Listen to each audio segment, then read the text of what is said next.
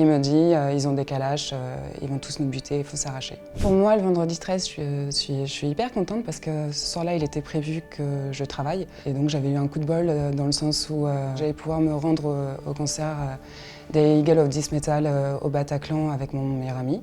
L'ambiance est particulièrement festive. Et puis d'un coup, les assaillants arrivent. Je me dis que quelqu'un est rentré avec des pétards.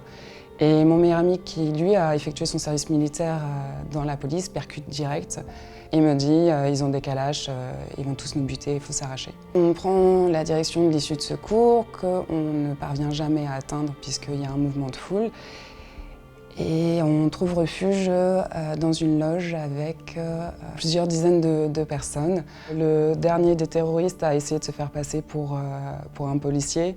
On lui a bien évidemment refusé l'accès à la loge. Et c'est vrai que dès l'instant où on est libéré, c'est très particulier parce que du fait qu'on était enfermé dans cette loge, tout s'est fait à l'oreille et on est évacué en passant dans la salle.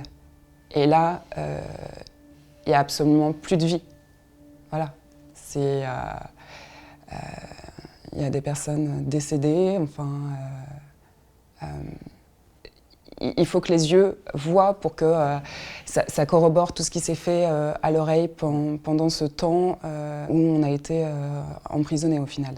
Très très vite, en fait, j'ai envie de mourir. C'est-à-dire que je regarde ma mère droit dans les yeux et je lui dis mais qu'est-ce que tu crois? En fait, c'est trop dur.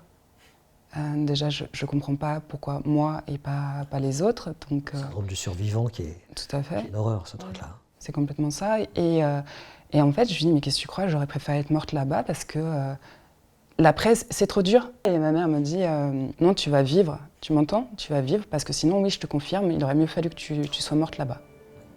Donc tu vas te battre, tu vas avoir une vie, tu vas faire quelque chose, tu vas fonder une famille, tu vas être heureuse. Ce à quoi moi je lui réponds, mais je me barre, je quitte la France en fait. Et là encore, ma mère me rétorque, je suis désolée, mais tu ne seras pas plus en sécurité ailleurs. Au final, aujourd'hui, je suis en couple avec quelqu'un que j'ai rencontré à un événement de rescapés. On est tous les deux impliqués dans l'association Life for Paris. Moi, je considère que les deux choses qui réellement m'ont sauvé en termes de santé mentale, c'est à savoir avoir un suivi psy de qualité et intégrer Life for Paris.